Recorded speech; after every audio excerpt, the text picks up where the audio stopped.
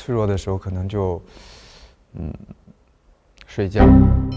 腾出时间的话，我会发几首歌的。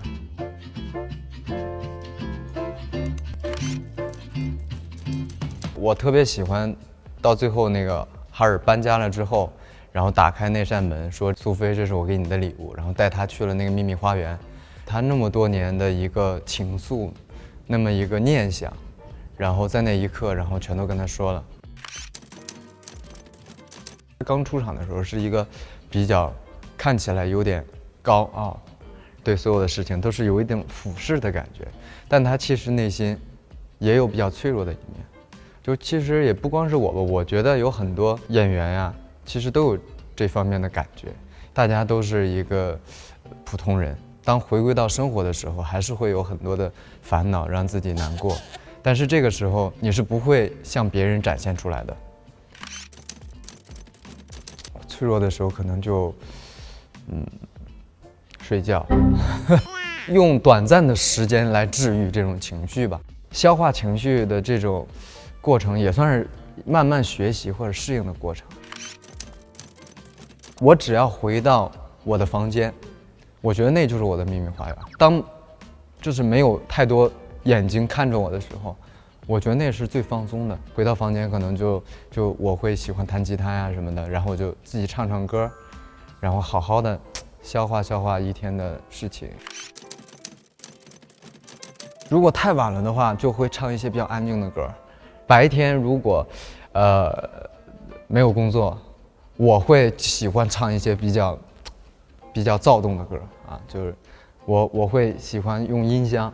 放音乐，然后我自己弹吉他，就是做乐手，然后跟着这个音箱里的音乐一起去弹琴，然后唱歌，然后那样的话我觉得很放松。一是释放情绪，在不同的情绪下，可能唱的歌也都不一样。其实尤其做了演员之后，更会有这种感觉，因为做演员你很多时候就不得不去提高自己的共情能力，这非常重要。看剧本，看某一个段落，或者你看一个书里的一个故事，你就要有自己的情绪，跟它一起产生一种化学反应。动画的主题曲是第一次，对，而且这一次可能就是要重新去把它的词重新整理一下。就是原版的这个音乐的词它是日文版嘛，然后可能这一次要翻唱的是中文版，我会在尽量不改动这个歌词的意思的前提下，然后把歌词重新整理一下。今年可能如果工作不忙的情况下，或者说能腾出时间的话，我会发几首歌的，对，因为其实之前的库存还是蛮多的。只是一直没有时间去做这件事情，现在其实有这个机会，也有这个平台，然后我就想把我之前写过的几首歌先整理出来，先暂时整理几首，然后发出来。其实我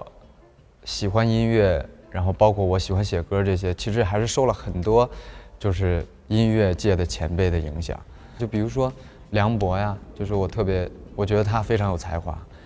然后就是那种踏踏实实去做音乐的，非常有态度。或者我之前有提过伍佰老师啊，他有我值得学习的方面，像港台的，像李宗盛、罗大佑这种，就是他们，